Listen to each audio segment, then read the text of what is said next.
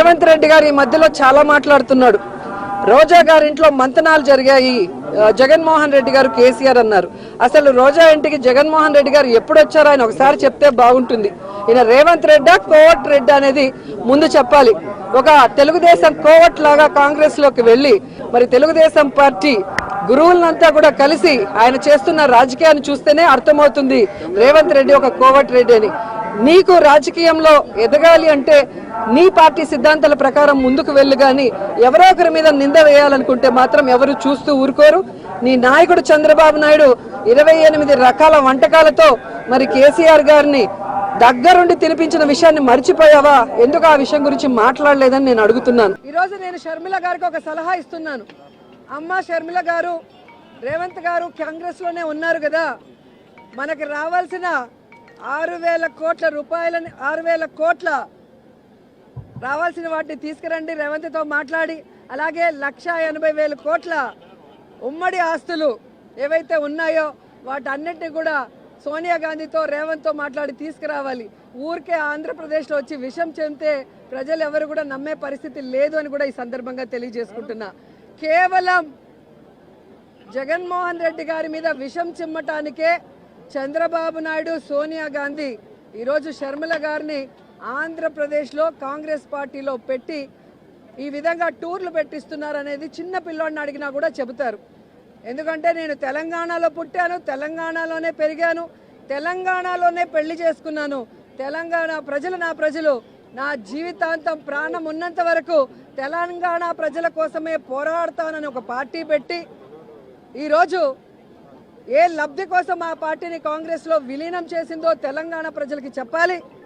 ఏ లబ్ధి కోసం తెలంగాణ ప్రజల్ని గాలి కొదిలేసి ఇక్కడ జగనన్న మీద విషం చిమ్ముతుందో కూడా చెప్పాల్సిన అవసరం ఉంది.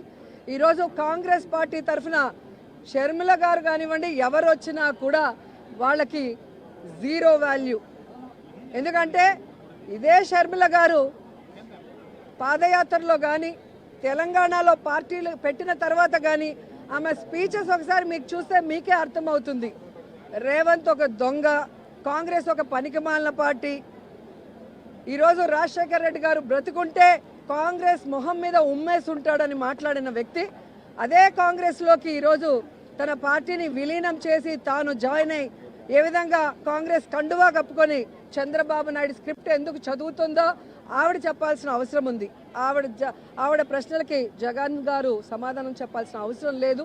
ఈ రాష్ట్రం కోసం, రాష్ట్ర ప్రజల కోసం, ఈ రాష్ట్రం విడిపోయి నష్టాల్లో, కష్టాల్లో, అప్పుల్లో చంద్రబాబు నాయుడు కాంగ్రెస్ ముంచేసినా ఈరోజు కుంటి సాకులు చెప్పకుండా సమర్థవంతంగా పరిపాలిస్తూ తానిచ్చిన ప్రతి వాగ్దానాన్ని నెరవేరుస్తూ సంక్షేమం, అభివృద్ధి 2 కళ్ళగా పరిపాలిస్తున్న జగనన్నకి ఈ రాష్ట్ర ప్రజలు ఎప్పుడూ అండగా ఉంటారు.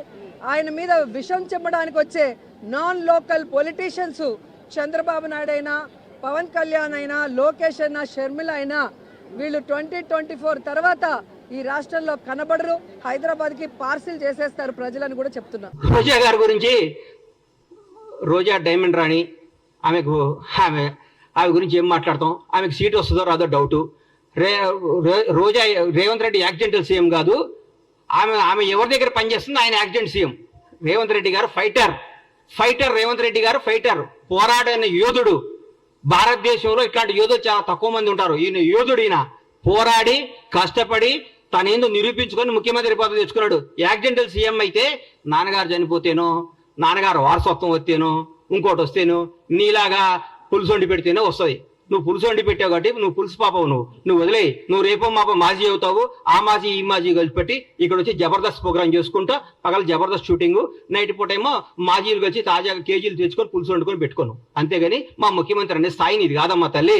నువ్వు స్థాయి కాదు, నువ్వు ఐటెం రానివి, నువ్వు ఐటెంలానే ఉండు.